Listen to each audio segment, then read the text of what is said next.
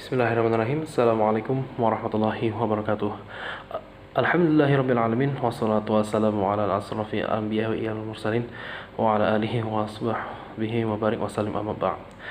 Pertama-tama, marilah kita panjatkan puji dan syukur kita ke hadapan Allah Subhanahu wa taala yang senantiasa memberikan segala nikmat, baik itu nikmat sehat dan juga nikmat sempat kepada kita. Salawat beserta salam semoga selalu tercurahkan kepada suri tauladan kita, yakni baginda kita Nabi Muhammad SAW beserta para sahabatnya, tabi'in dan tabi'in, serta para pengikutnya yang senantiasa setia dan istiqomah berada di jalannya hingga akhir zaman nanti. Amin ya rabbal alamin. Sebelumnya saya mau mengucapkan terima kasih yang sebanyak-banyaknya kepada Bapak dosen dari mata kuliah dakwah antar budaya, yakni kepada Dr. Andes Cecep Fahrudin HS MAG, yang telah memberikan segala ilmunya kepada kami, termasuk diri saya pribadi, sehingga saya bisa mendapatkan kesempatan untuk membuat video yang sedang saya buat ini. Baik, jadi di video kali ini saya ingin membahas salah satu materi tentang salah satu materi dari mata kuliah dakwah antar budaya, yakni konsepsi Al-Quran tentang manusia. Ya, jadi begini, ya, kita semua mungkin sudah tahu ya bahwa di Al-Quran itu sudah menyebutkan ya banyak sekali ciptaannya, baik itu pohon, baik ya apapun itu, baik itu hewan, beberapa hewan disebutkan di situ. Nah, pastinya manusia juga disebutkan. Kenapa? Pastinya karena manusia merupakan makhluk yang benar-benar diciptakan memiliki akal, sehingga dengan akal itulah manusia bisa menggunakan Al-Quran dan memahami segala kandungan yang ada di dalamnya. Nah, oleh karena itu kita sadar bahwa Al-Quran tidak bisa lepas dari yang namanya manusia. Baik, karena itulah makanya Al-Quran beberapa kali menyebutkan kata-kata yang berkaitan, ya, yang artinya adalah manusia di dalam Al-Quran. Tetapi kalau kita telaah lebih dalam di Al-Quran itu, memang kata manusia beberapa kali disebutkan, tapi kalau kita coba lihat lagi dalam bahasa Arab, penyebutannya beragam. Yang pertama, nama-nama manusia itu dalam Al-Quran sejatinya menjelaskan tentang hakikat manusia itu sendiri dalam Al-Quran ini. Jadi kalau kita melihat di dalam Al-Quran, penjelasan tentang nama-nama manusia dalam Al-Quran dapat menjawab pertanyaan mengenai apa atau siapa manusia. Jadi ada beberapa istilah yang digunakan oleh Al-Quran untuk menyebutkan kata manusia. Ada Bashar, kemudian ada insan, ada Bani Adam, ada Nas, dan Bariyah.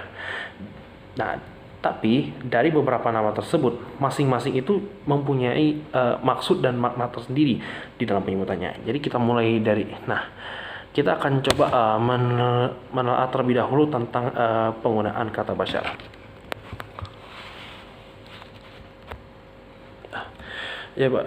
Pertama kita akan membahas sedikit tentang Bashar. Ada beberapa ayat yang menggunakan kata Bashar, seperti misalkan bacanya seperti innama ana basyarum mithlukum yuha ila. Kemudian ada lagi ayat wa min ayatihi an khalaqakum min turabin thumma idza antum basyarun tantashirun.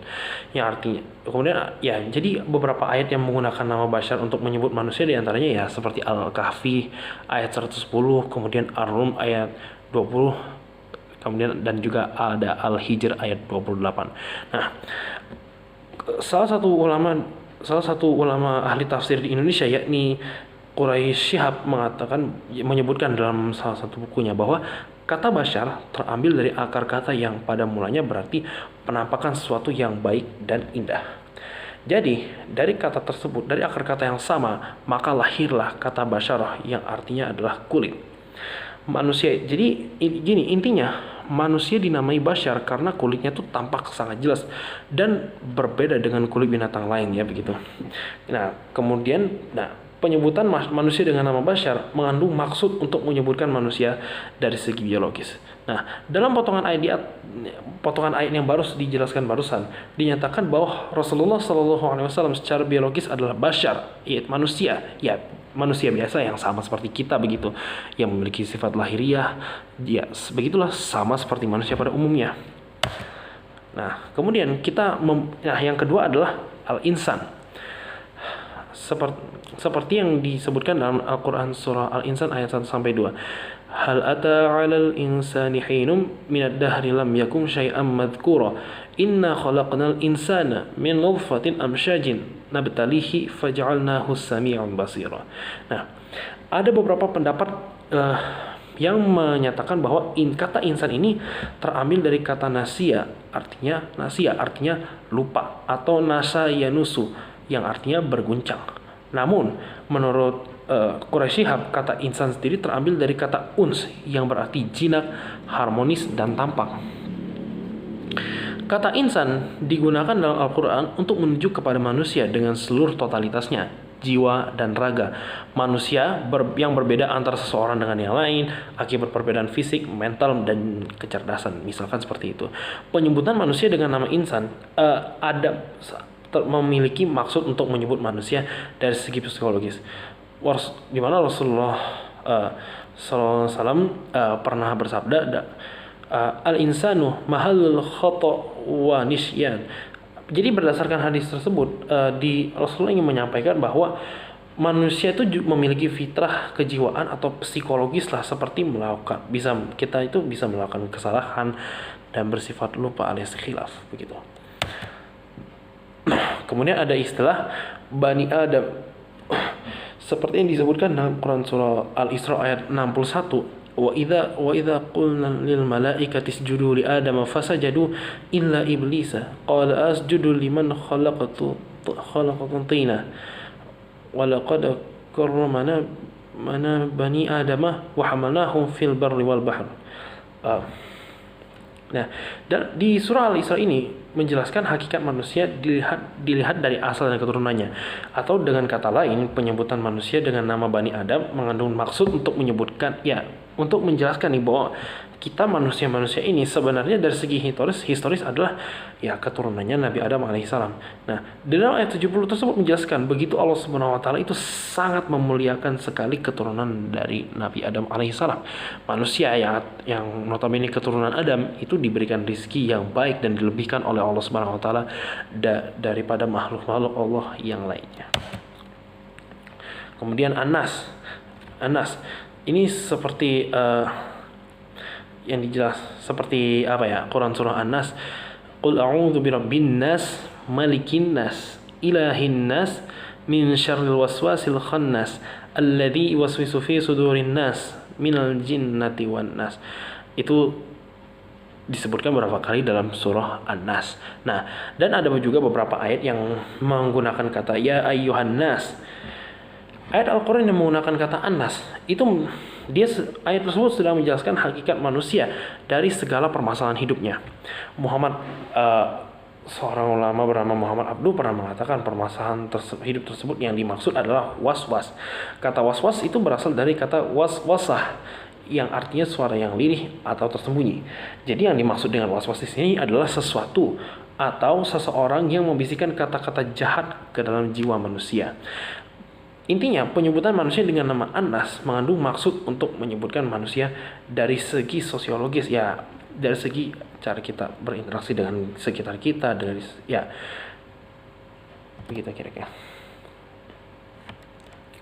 Kemudian adalah bariyah yang disebutkan dalam Quran surah Al-Bayyinah ayat 6 dan 7, di mana di situ tercantum kata syarrul bariyah dan khairul bariyah. Syarrul bariyah dengan khairul bariyah artinya ini adalah antara kafir dan musyrik melawan orang beriman dan beramal. Kemudian ini juga menandakan seburuk-buruknya melawan sebaik-baiknya, dan neraka jahanam melawan surga Aden. Syarrul bariyah dan khairul bariyah merupakan sebuah status yang akan didapatkan dari hasil perbuatannya. Jika manusia tunduk dan patuh pada perintah agama, maka akan mendapatkan status sebagai khairul bariyah dan ditempatkan dalam surga Aden. Begitupun sebaliknya. Pada konteks ini berlaku konteks reward and punishment, yaitu manusia akan mendapatkan sesuatu sesuai apa yang dikerjakannya. Penyebutan manusia dengan nama Al-Bariyah memiliki dimensi futuristik, yakni penentuan status manusia pada masa depannya. Jadi intinya apa yang ya sederhananya apa yang kita lakukan sekarang itu akan menentukan nasib kita di masa depannya, seperti itu kira. Ya, mungkin itu saja yang bisa saya sampaikan. Saya lagi terima kasih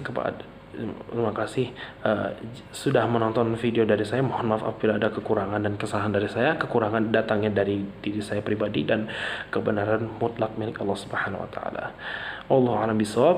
Assalamualaikum warahmatullahi wabarakatuh.